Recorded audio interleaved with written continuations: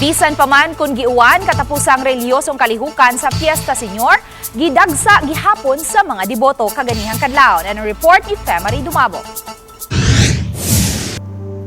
Bit-bit ang mga payong isip pasilong gikan sa ulan. Ang uban ang wa na manumbaling pa nga mabasa man sa ulan. Basta lang makasalmot ug makasaksi sa seremonya sa hubo sa imahin sa balaang bata. Sama na lang ni ining 45 anyos nga inahan nga gikan pa sa Tabunok, Talisay City. Ang nibutyag nga sud na sa 24 ka tuig siya nga deboto sa balaang bata. Human siya manimpa dinhi sa Sugbo. Ug sukad sa pagsugod sa nobinaryo, ang unang santos nga misa diha sa kadlawon ang iyagyod nga tambungan.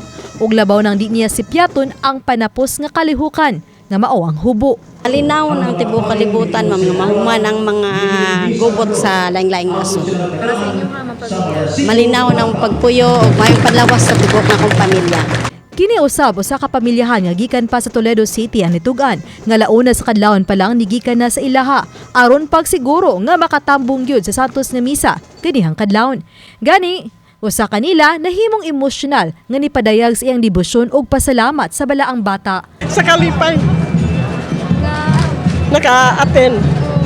Tagalog ta, grasya, sa priskay sa lawas, tanan-tanan. Kung sa ka-importante ni inani nga seremonya sa hubo, ma'am? Mas dako jud kay nga importansya nga maka-attend ta sa hubo. Nga ampo lang nga maayong panglawas, basta gauwan. Tagaan taas nga kinabuhi og daghang grasya nga moabot. Sa atong paghubo o sa pagligo sa imahen sa mahal ng Senyor, atong tanong ipadala ngadto sa batang Ginoo ang atong hugma. Human sa wali, gisunod dayon ang seremonya sa hubo. Ang pagligo sa imahen sa balaang bata ug ang pagsulob niini sa bagong vestment nga maoy sulubon na hangtod sa sunod tuig nga kapistahan.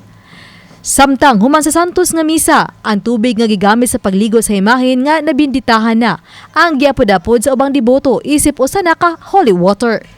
Samtang sugdan na usab dayon karong adlaw ang pagduaw sa pilgrim image sa balaang bata. Usa na niini ang alang sa probinsya sa Subo nga magsugod sa San Remigio. Laing pilgrim image ang mularga padung sa Ormoc, sa Ozamis City ug ang sagawa sa nasod dito sa Singapore. Obanik Leofer Lumayag, Femari Dumabok, GMA Regional TV Live.